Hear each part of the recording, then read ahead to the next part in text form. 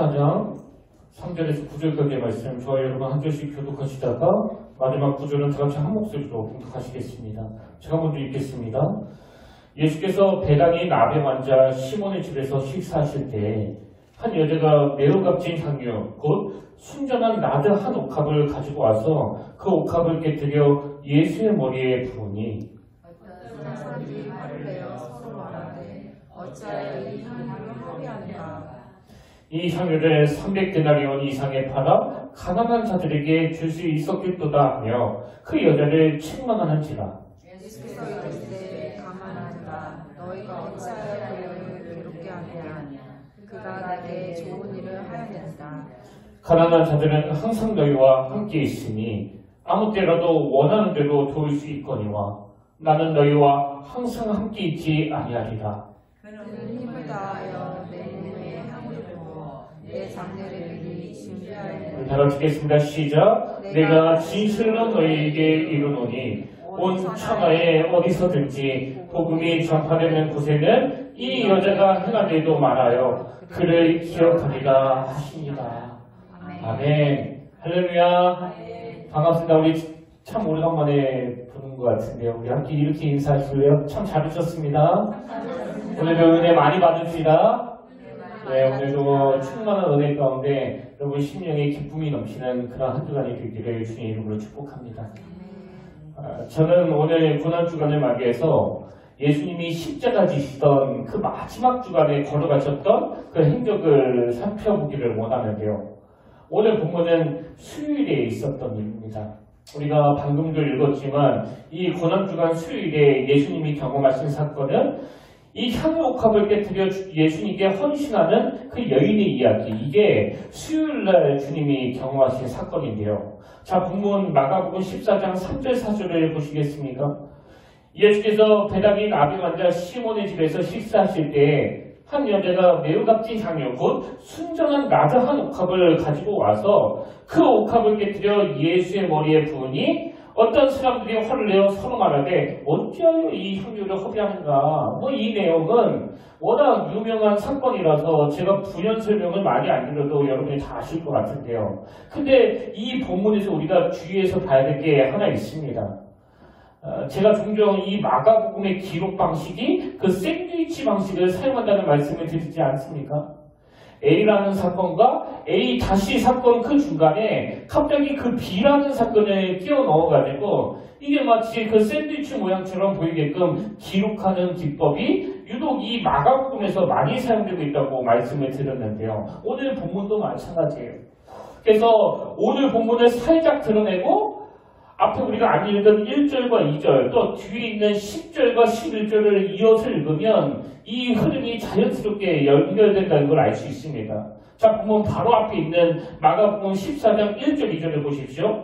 이틀이 지나면 유월절과 무교절이라 대제사장들과 서기관들이 예수를 흉계로 잡아 죽일 방도를 구하며 이르되 밀란이 날까 하노니 명절에는 하지 말자. 그리고 오늘 우리가 읽었던 이 본문, 그 옥합을 깨트린 이 이야기를 싹 드러내고 바로 그 다음 10절에 보십시오. 12 중에 하나인 가룟 유다가 예수를 넘겨주려고 대제사장들에게 가매 그들이 듣고 기뻐하여 돈을 주기로 약속하니 유다가 예수를 어떻게 넘겨줄까 하고 그 기회를 찾더라. 여러분 이렇게 읽는 게 그 흐름이 훨씬 자연스럽지 않습니까?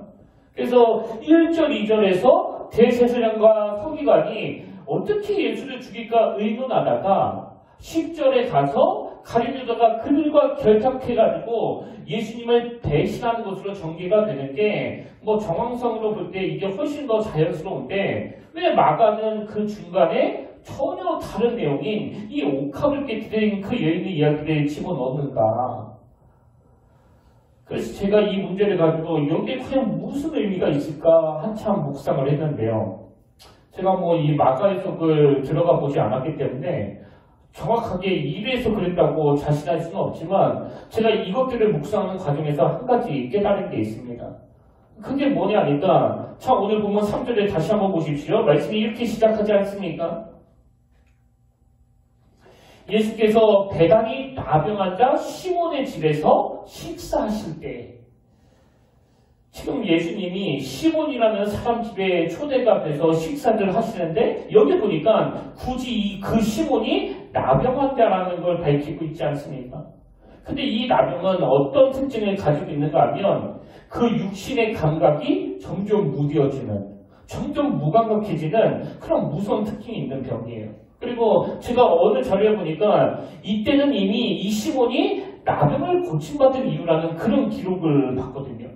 그래서 제가 이 모든 상황들을 종합해서 묵상해 보니까 왜 마가는 여기에 그냥 시몬의 집이라고 그러지 않고 나병 환자 시몬의 집이라고 기록했느냐? 여러분 지금 이 마가는요, 이 샌드위치 기법을 통해서 이 육신적인 나병 그리고 영적인 나병, 이 무감각해지는 거, 무뎌지는 거, 이걸 매개로 해서 이 두 가지 사건을 서로 비교하고 있다는 그런 생각을 갖게 되는 겁니다. 이게 무슨 말씀인가 하냐면요, 오늘 본문 바로 앞에 나오는 대제사장과 서기관들, 그들은 지금 예수님을 죽이려고 음모를 꾸미고 있고, 오늘 본문 바로 그 다음에는 가룟유다가 그들과 결탁해서 예수님을 배신하는 내용이 나오는데, 왜 마가가 그 중간에 시몬이 나병한 자라는 걸 굳이 부각시키면서 이 향유옥합을 깨트리는 이 사건을 집어넣는가 생각을 해보니까요, 여러분도 아시지만 지금 1절, 2절에서 예수님을 죽이려고 음모를 꾸미는 이 대제사장들과 서기관들은 거룩한 일을 도모하는 사람들이에요.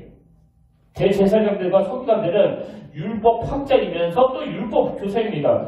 그건 뭐 저도 마찬가지 아닙니까? 그래서 그들은 늘 말씀을 연구하고 말씀을 가르치는 그런 위치에 있는데, 여기에 반해가지고 오늘 본문에서 예수님을 초대하고 식사를 대접하는 이 시몬은 그 당시 정결법에 의하면 부정한 사람이에요. 그리고 뭐 장소도 마찬가지입니다. 대제사장들과 서기관들은 거룩한 공간으로 알려진 이 성전에 거하고 있는 사람들이라면 오늘 본문에 나오는 장소가 어디예요? 이 나병 환자의 집이에요. 그래서 이 집은 정결법상 부정한 공간입니다. 이 대조를 아시겠습니까? 그래서 한편으로는 거룩한 일을 도모하고 거룩한 장소에 있는 대제사장과 서기관들의 모습이 묘사가 되고 있고, 다른 한편으로는 샌드위치 기법을 통해 너무나 대조적인 부정한 병에 걸린 부정한 장소에 있는 이 시몬의 모습이 묘사되고 있는데, 이 두 대조적인 상황이 각각 어떤 내용으로 전개되는가 하니까요, 거룩한 일을 도모하는 대제사장과 서기관들이 거룩한 장소인 성전에서 모여서 하는 짓이 예수님을 죽이려는 그 음모를 꾸미고 있고요. 여기에 반해가지고 정결법상 부정한 존재라고 낙인 찍힌 나병환자 시몬은 부정한 장소로 알려진 그 장소에서 지금 어떤 놀라운 일이 벌어지고 있습니까? 옥합을 깨뜨려 전심을 다해 가슴 벅찬 감격으로 예수님을 섬기는 일이 일어나고 있다는 겁니다. 여러분, 이게 뭘 강조하는 걸까요? 우리가 가진 이 크리스찬이라는 이 타이틀이 중요한 게 아니라는 거예요. 그리고 교회 다니는 게 중요한 게 아니라는 겁니다. 저는 제 자신이 목사이기 때문에 종종 그런 생각을 하는데요. 여러분, 보통 목사를 그 성직자라고 표현하잖아요.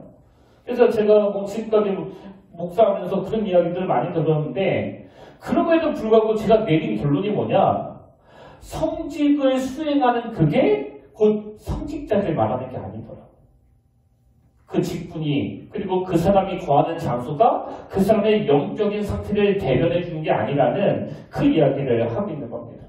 그렇기 때문에 오늘 우리가 이 옥합을 깨트리는 이 사건을 통해서 기억해야 되는 게 뭐냐면요, 여러분, 아무리 세상적인 눈으로 볼 때 뭐 초라하고 또 사람들이 막 멀리하고 참 당당하지 못한 이런 모습을 가지고 있는 사람이라 할지라도, 그리고 그 정결법상 부정한 자리라고 말하는 그 공간에 있다 할지라도 온 정성을 다해서 그 주님의 마음을 기쁘게 하는 그 일이 가능하다는 그 이야기고요.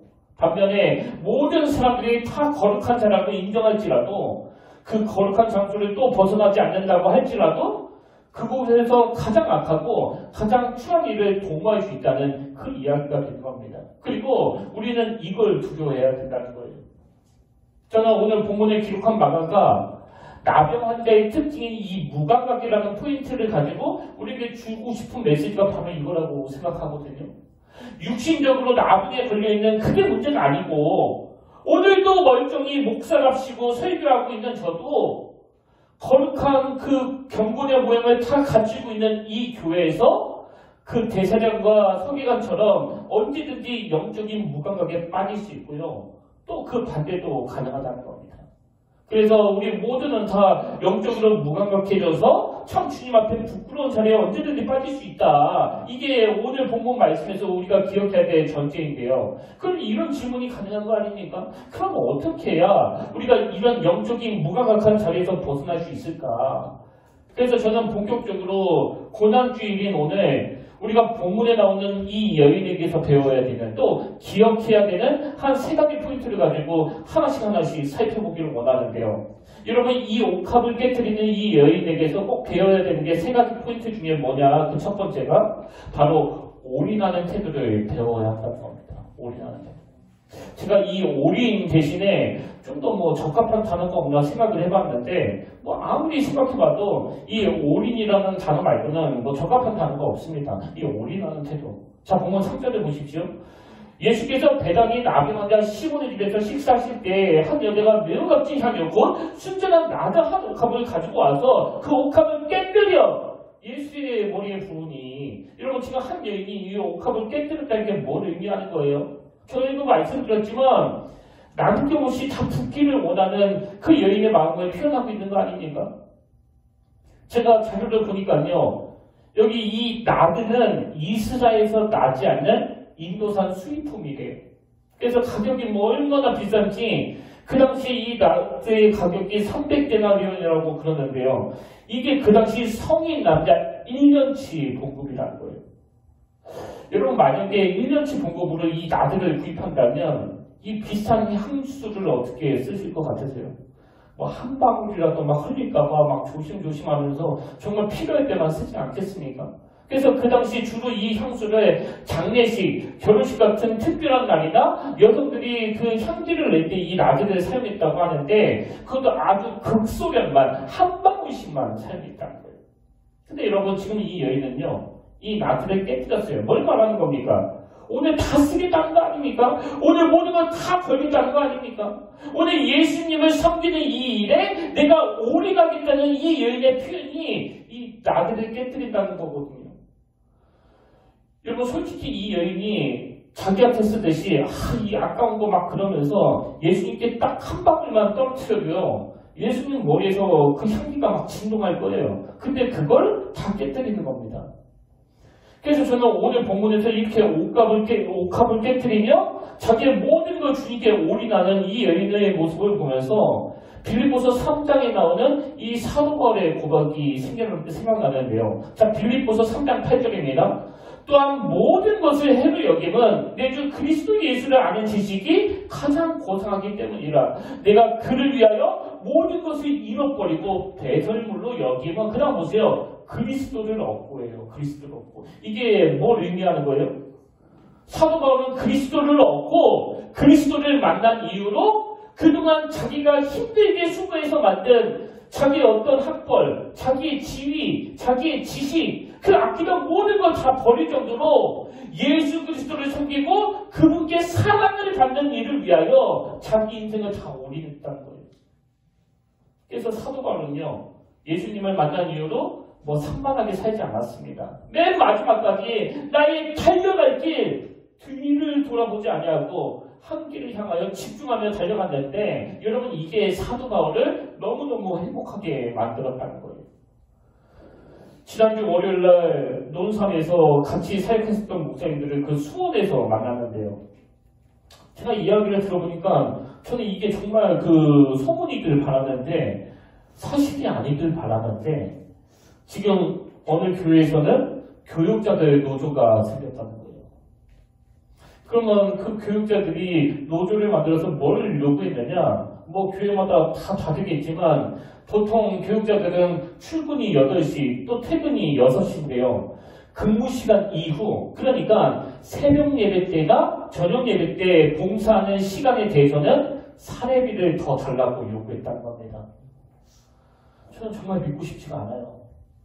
사실 교회에서 받는 사례비보다 밖에서 알바해가지고 받는 급여가 더 크다 보니까 그 요즘 신학생들이 전도사로 나가는 것에 대해서 기피하고 있다는 이야기는 제가 종종 들었지만, 아니 어떻게 이 예배를 연장 근무로 이렇게 생각할 수 있느냐. 여러분 그게 사실이라면 이게 정말 기가 막히는 일 아닙니까? 그래서 제가 집으로 돌아오는 차 안에서 계속 그 이야기가 머릿속에서 맴돌면서 제 신학생 시절이 막 교차가 됐는데요. 제가 몇 번 말씀드렸지만 저는요 그 신학교 다닐 때 저를 써주는 교회가 없었습니다. 제 동기들은 다 금요일, 토요일, 주일 파트타임 전도사로 나가는데 저는 어느 교회에서도 불러주지 않으니까요. 그게 저에게는 그렇게 목마름으로 다가오더라고요. 그래서 군산에서 저를 파트타임 전도사로 불러줬을 때 제 마음이 얼마나 기뻤는지 아직도 기억이 나는 게 그때 제가 에어컨도 고장이 났고 속도도 안 나고 한 번 말씀드리지 않았습니까? 굉장히 불편했거든요. 근데 제가 전도사로 사역할 수 있다는 그것만으로도 막 너무 좋으니까요.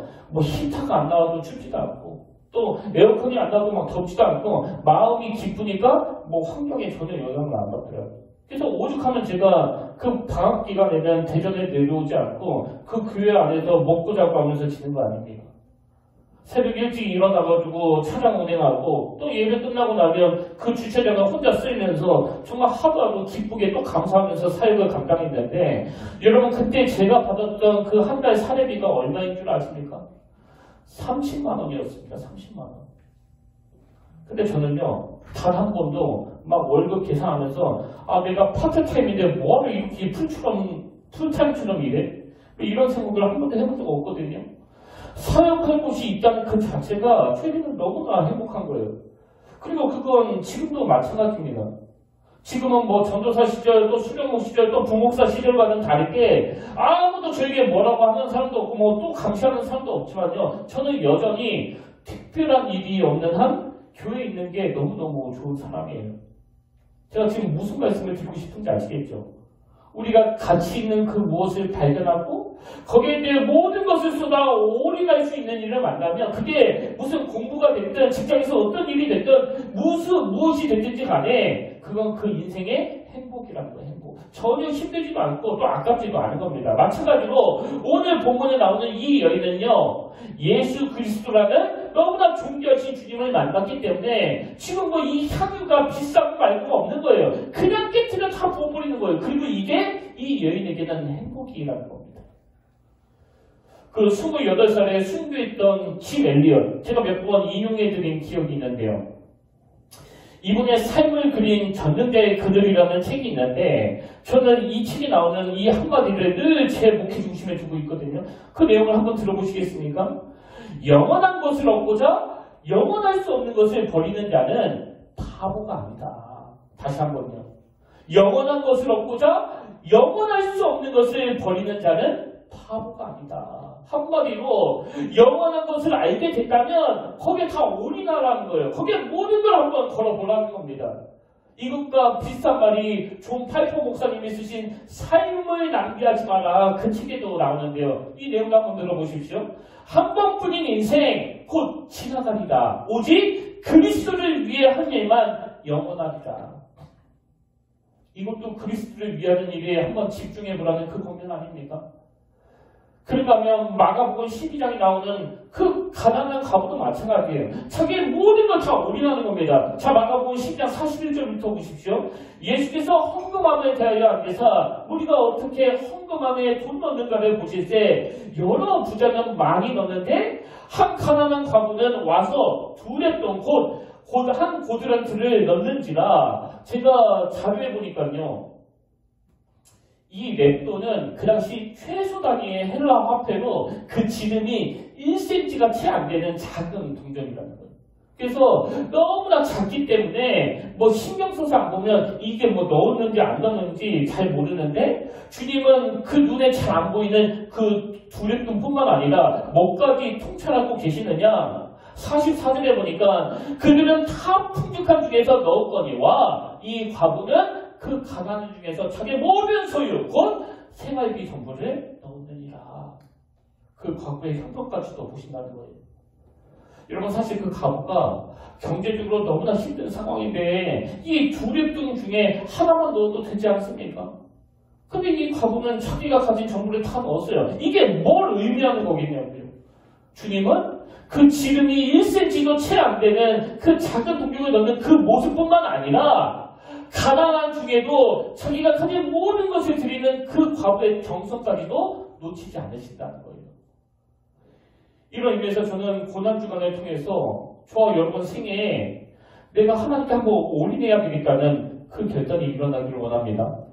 그리고 올인할 때 그 빈 공간에 채워지는 하나님의 기쁨, 이걸 삶에서 경험하게 되시기를 바랍니다.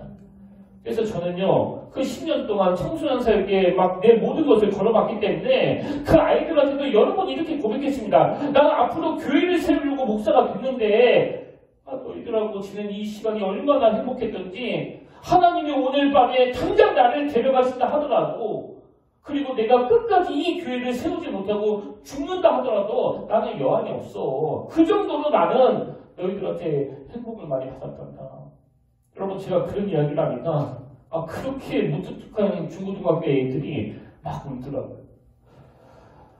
여러분, 우리 시시하게 살지 말자고요. 우리 시시하게 시간 보내지 말자고요. 내가 주님으로 인해 변화된 인생인데 하나님, 내가 한번 집중하기 원합니다. 올인하기를 원합니다. 이 일 말고는 그 나머지는 다 시시하게 여겨지기를 원합니다. 이게 오늘 본문에서 주님께 옥합을 깨트린 이 여인에게서 배워야 되는 중요한 포인트고요. 그런가 하면 우리가 기억해야 될 그 두 가지 포인트가, 두 번째 포인트가 뭐냐? 제목을 제가 이렇게 정해봤습니다. 나를 깨트리소서. 제가 지금 여기 나에다가 강조점을 두지 않았습니까? 이게 무슨 의미인가 하면 제가 앞에서 한 번 인생을 걸고 올인하는 게 중요하다고 말씀을 드렸는데 그 올인은 다른 걸 깨뜨리는 게 아니라 나 자신을 깨뜨려야 된다는 거예요. 그럼 제가 왜 그런 생각을 하게 됐느냐? 예수님이 우리에게 보여주신 모범이 바로 이거 아닙니까? 갈라디아서 2장 20절에 보십시오. 내가 그리스도와 함께 십자가에 못 박혔다니 그런즉 이제는 내가 사는 것이 아니요 오직 내 안에 그리스도께서 사시는 것이라. 이제 내가 육체 가운데 사는 것은 나를 사랑하사 나를 위하여. 그 다음에 어떻게 나와 있습니까? 자기 자신을 버리심이에요. 자기 자신을 버리심. 나를 사랑하사 나를 위하여 자기 자신을 버리신 하나님의 아들을 믿는 믿음 안에서 사는 것이라. 여러분, 십자가가 뭐라고요? 우리를 구원하시기 위하여 예수 그리스도가 자기를 깨트리신 사건이에요. 나를 사랑하사 나를 위하여 자기 자신을 버리신 사건입니다.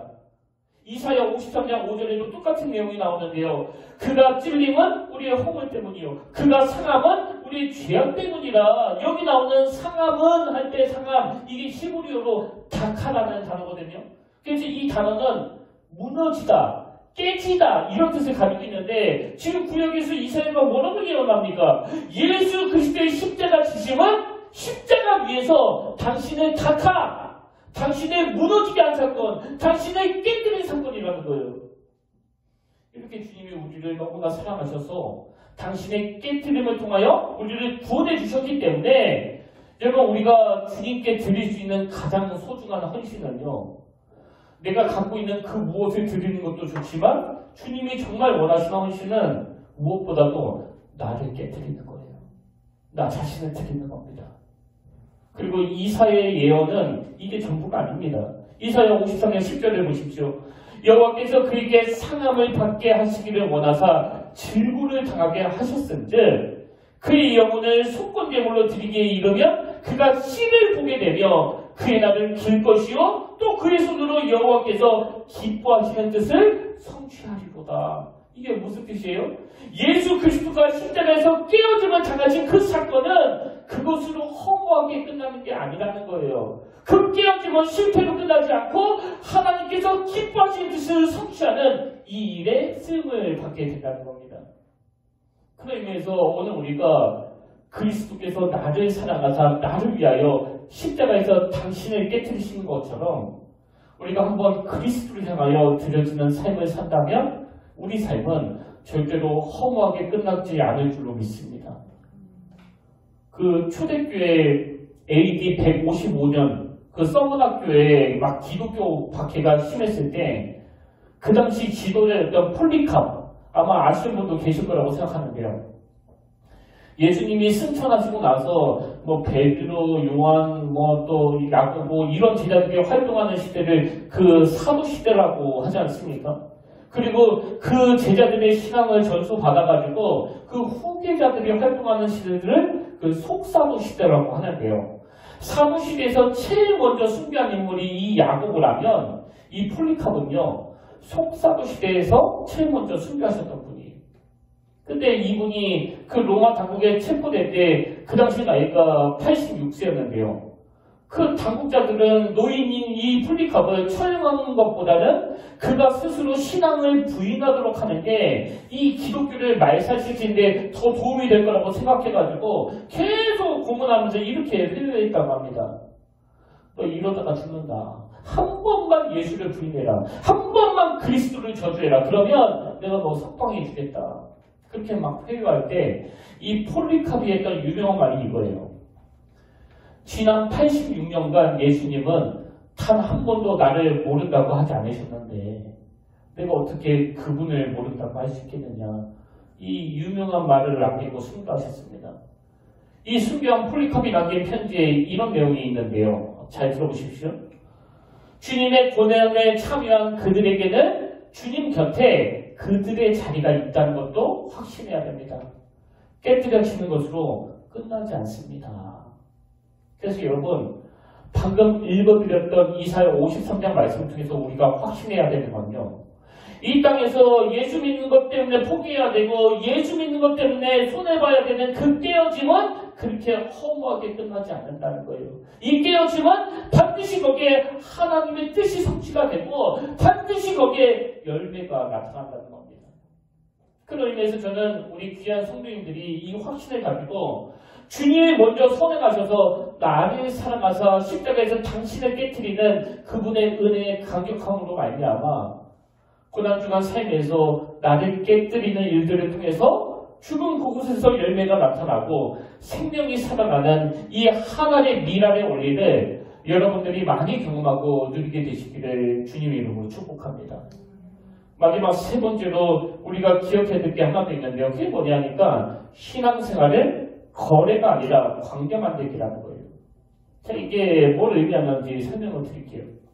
지금 그 여인이 옥합을 깨뜨려서 예수님께 부으니까 제자들로 추정되는 옆에 있던 사람들이 이런 이야기를 합니다. 4절 5절 어떤 사람들이 화를 내어 서로 말하되 어쩌면 이 향유를 허비하는가. 이 향유를 300데나리온 이상에 팔아 가난한 자들에게 줄 수 있었겠도다 하며 그 여자를 책망하는지라. 그랬더니 주님이 뭐라고 말씀하시면서 이 여인의 편을 들어주시는 거 아니까 6절을 보십시오. 예수께서 이르시되 가만히 두라. 너희가 어찌하여 그를 괴롭게 하느냐. 그 다음이 중요합니다. 그가 내게 무슨 일을 했다고요? 좋은 일을 하였느니라. 여러분 지금 예수님은요 이 여인이 옳은 일을 했다고 말씀하지 않으세요. 여러분 이 옳은 일과 좋은 일의 의미를 반드시 기억하셔야 되는데요. 좋은 일은 원문 그대로 번역을 하면 아름다운 일이에요. 아름다운 일. 근데 이 아름다운 일이 옳은 일하고 어디서 차이가 나는지 아십니까? 옳은 일은요 객관적인 성격을 띈 평가예요. 이건 누구나 다 인정하는 옳은 일이네? 이겁니다. 근데 여러분 여기서 주님이 말씀하시는 이 좋은 일, 이 아름다운 일은 그 관계적인 용어 아닙니까? 예를 들어서 제 아내가 저를 위해서 막 좋은 일을 했어요. 그건 주관적인 성격이 띈 평가예요. 그래서 제 아내가 나에게 좋은 일을 한 게 그게 꼭 무슨 나락을 구하는 이런 옳은 일이 아닐 수 있습니다. 다른 사람들이 보기에 얼마든지 그걸 낭비로 볼 수가 있는 거예요. 이 포인트가 아시겠습니까? 지금 한 여인이 그 비싼 옥합을 깨트리는 일은 이건 누가 봐도 옳은 일은 아니에요. 낭비 맞습니다. 근데 주님과의 관계에 있어서 그 비싼 옥합을 깨트리는 일은 주님이 기뻐하시는 좋은 일이라는 거예요. 주관적인 성격을 띈 주님의 평가란 말입니다. 그래서 주님이 오늘 보면 마지막에 이런 말씀을 하시는 거 아닙니까? 8절 9절 그는 힘을 다하여 내 몸에 향유를 부어 내 장례를 미리 준비하였느니라. 내가 진실로 너에게 이르노니 온 천하에 어디서든지 복음이 전파되는 곳에는 이 여자가 행한 일도 많아요. 그를 기억하리라 하시니라. 제가 왜 신앙생활은 거래가 아니라 관계 만들기라고 이야기했는지 아시겠죠?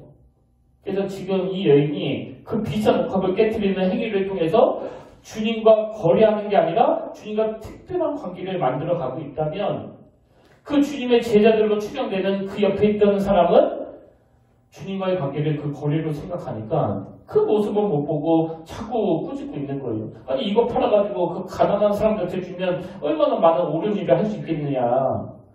이 가룟 유다와 이 여인의 결정적인 차이가 뭔지 아시겠죠? 이 여인은 지금 주님과 거래 관계가 아니에요. 막 속으로 막 이렇게 계산하는 게 아닙니다. 아 내가 이거 남자 1년치 월급을 깨뜨리면 주님은 10년치로 대갚아 주시겠지? 예전에 저는 그 윗대 어른들의 목사님들에게서 참 가슴 아픈 그런 말도 안 되는 설교들을 들은 적이 있어요.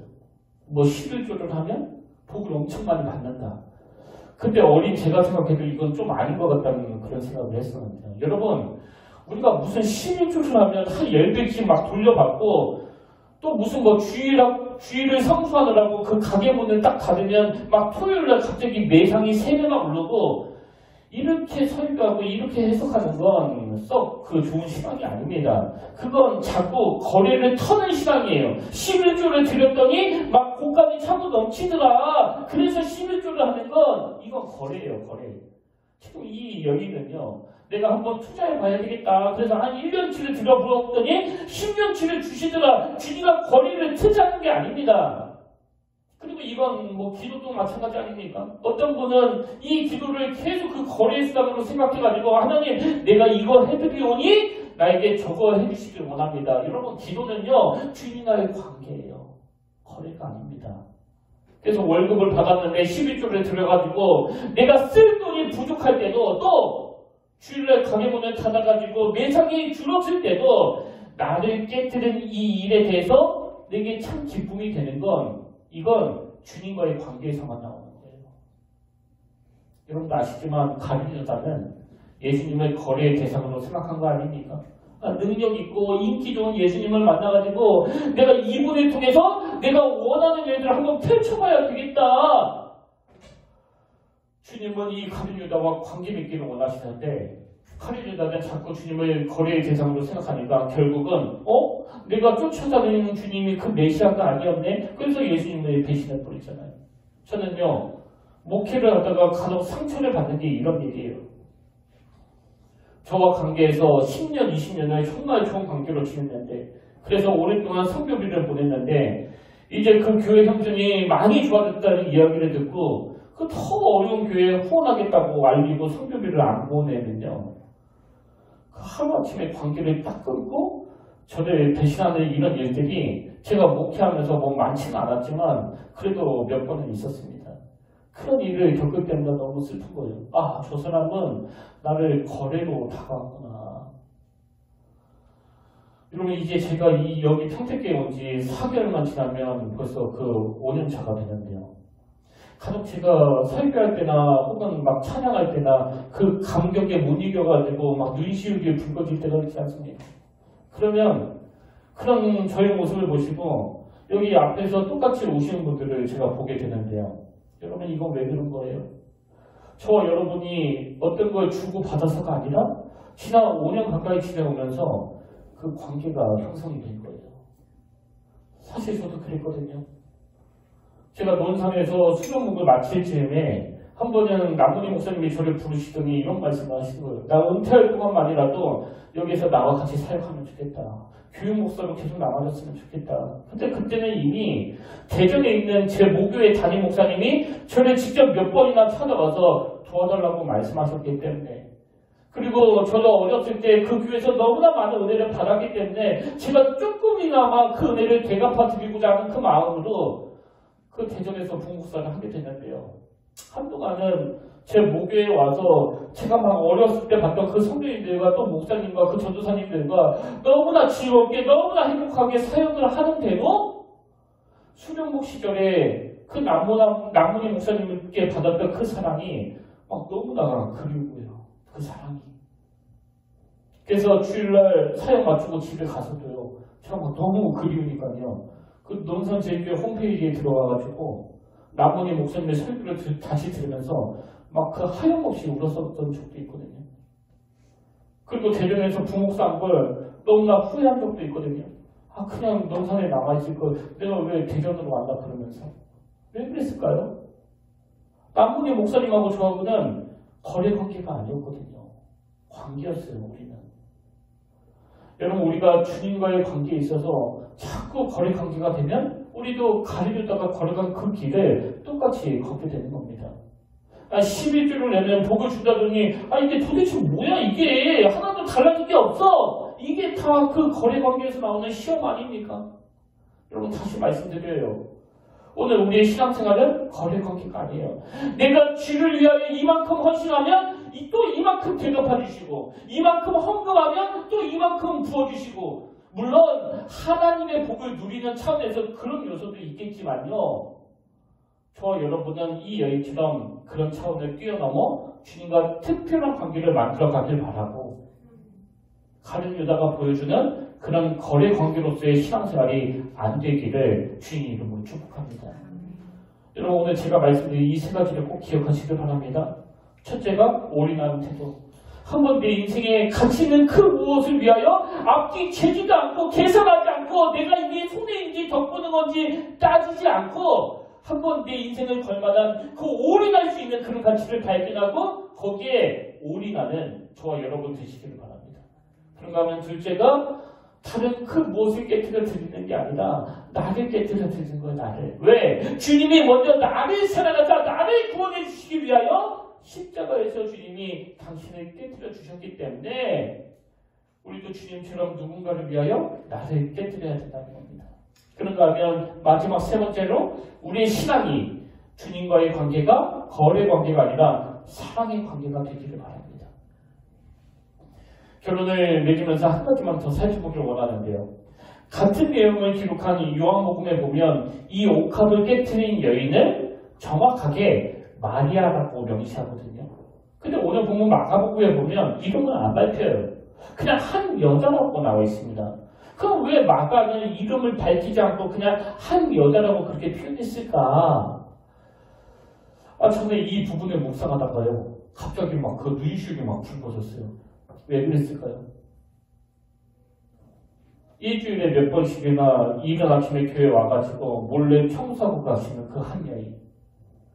또 이 부족한 담임 목사를 어떻게 해서든지 뭐 하나라도 주고 싶으셔가지고 뭐 콩치기면 팬이면 또 라면이며 막 이것저것 챙겨주시는 그 한 여인.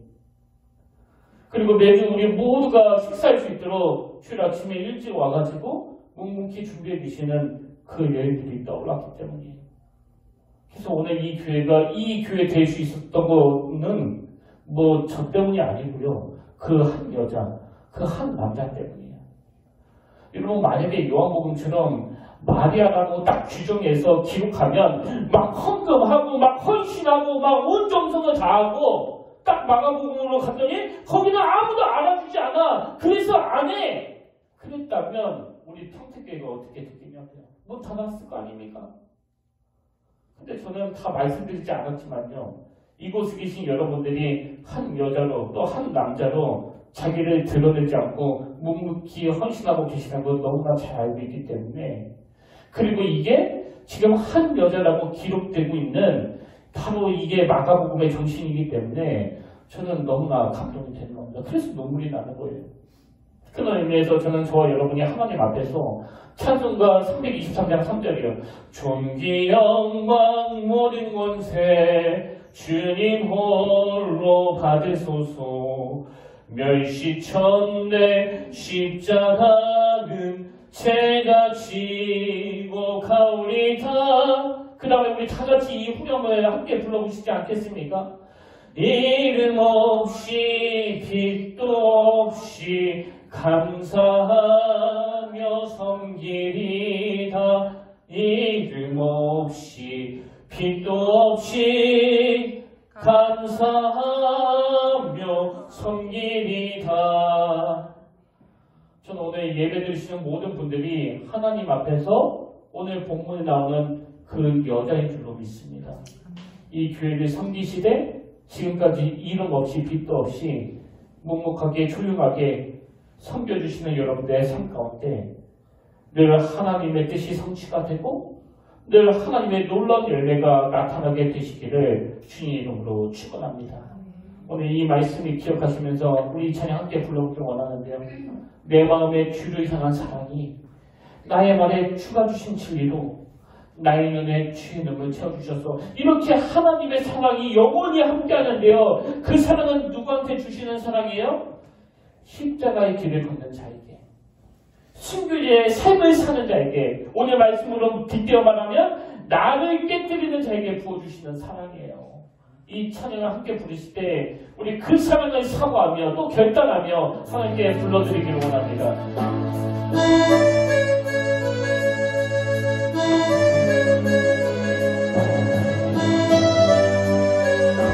내 마음에 주를 향한 사랑이, 내 마음에 주를 향한 사랑이, 나의 말에 주가 주신 진리로 나의 눈에 주의 눈을 채워주소서. 내 입술에 찬양의 향기가, 내 입술에 찬양의 향기가, 주 속에는 주를 닮은 섬김이,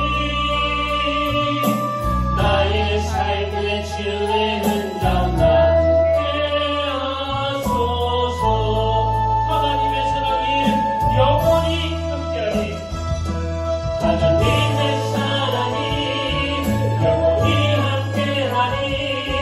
십자가의 길을 걷는 자에게, 순교자의 삶을 사는 이에게, 조롱하는 소리와 세상 유혹 속에도, 조롱하는 소리와 세상 유혹 속에도 죄 성결하신 분아 되리라. 내 생명 주님께 드리리. 하나님의 사랑이 영원히 함께하리, 하나님의 사랑이 영원히 함께하리. 십자가의 길을 걷는 자의, 순교자의 삶을 사는 이에게, 순교자의 삶을 사는 이에게, 조롱하는 소리와 조롱하는 소리가 세상 유혹 속에도 죄 성결하신 분아 되리라. 내 생명 주님께 드리리.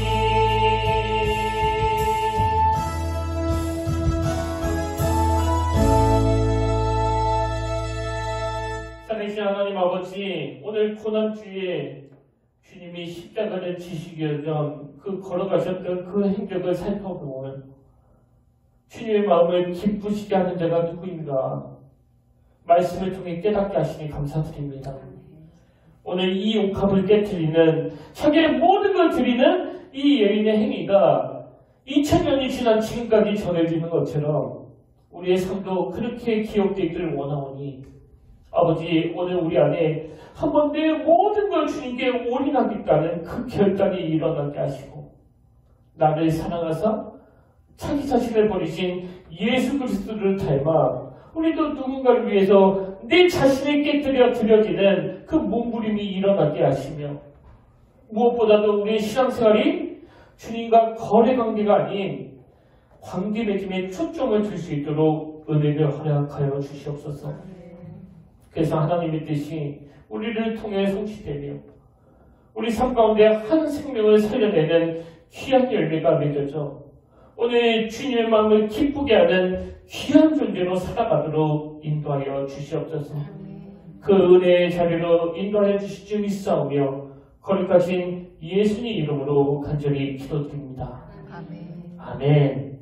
이제 우리 다 자리에서 일어나셔서 파송 찬양으로 찬송가 324장입니다. 예수 나를 오라 하며 이 찬양 함께 부르길 원하는데요. 그 다음 주에 오늘 본문에 나오는 그 여인처럼 하나님께 한번 내 모든 걸 깨뜨리겠다는 결단을 여러분 안에서 일어났으면 좋겠습니다.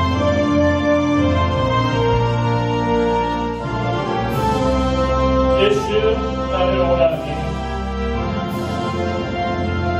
예수 나를 오라 하네 예수만이 오라네 어디선지 주를 따라 주와 같이 가려네 주의 인도하심 따라 주의 인도하심 따라 어디든지 주를 따라 주와 같이 가려네 겟세마네 동산까지 주와 함께 가려 하네 피땀 흘린 동산까지 주와 함께 가려네 주의 인도하심 따라 주의 인도하심 따라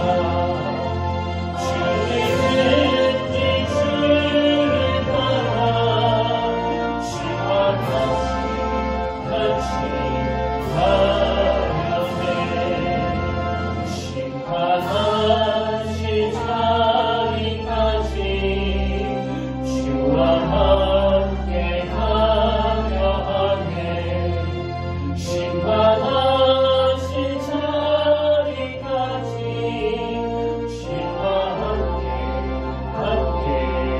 가려네 주의 인도하심 따라 주의 인도하심 따라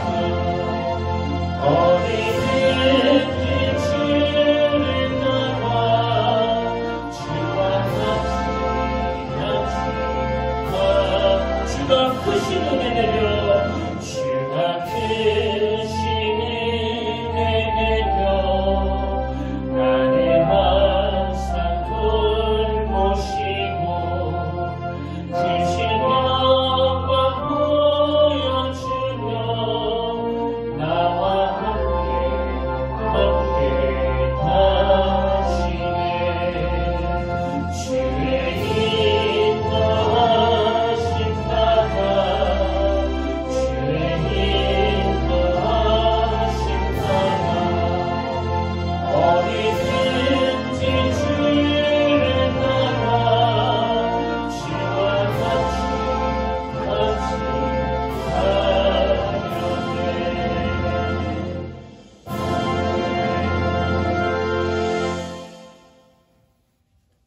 가려네 내가 그리스도와 함께 십자가에 못 박혔나니 그런즉 이제는 내가 사는 것이 아니요 오직 내 안에 그리스도께서 사시는 것이라. 이제 내가 육체 가운데 사는 것은 나를 사랑하사 나를 위하여 자기 자신을 버리신 하나님의 아들을 믿는 믿음 안에서 사는 것이라. 아멘. 하나님, 사도 바울이 너무나 가치 있는 예수 그리스도를 만났기 때문에 자기가 그동안 귀하게 여겼던 그 모든 것들을 배설물로 여길 수 있었다고 한다면 아버지 우리 인생에도 그런 놀라운 사건이 일어나기를 원합니다. 그래서 이 세상이 주는 기쁨이 아닌 십자가의 길을 걸어가는 순교자의 삶을 살아내는 또 자기를 깨뜨린 자가 누리는 참된 기쁨과 참된 행복을 누리게 하여 주시옵소서. 그런가 하면 하나님 아버지 이번 주부터 시작하는 그 고난주간 우리의 죄를 위해 그 고난의 길을 걸어가신 주님을 깊이 묵상하면서 참 지치기 쉽고 마음의 초조함이 찾아오기 쉬운 그 여세 동안의 삶이지만 다시 부활하실 그 주님께 소망을 두며 오늘 주신 말씀의 능력에 기대감을 가지고 한 주간의 문을 열고 또 한 주간을 잘 마무리할 수 있도록 성령님께서 인도하시고 도와주시옵소서.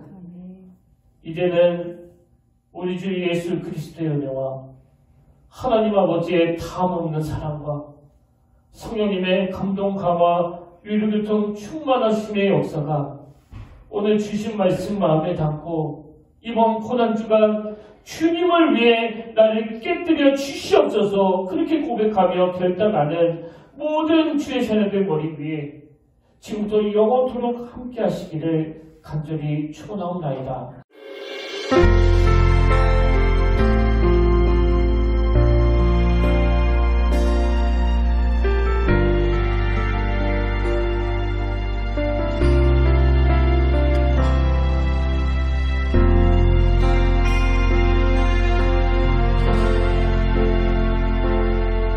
지금 서 있는 이곳에서 높임을 받으소서. 내가 밟는 땅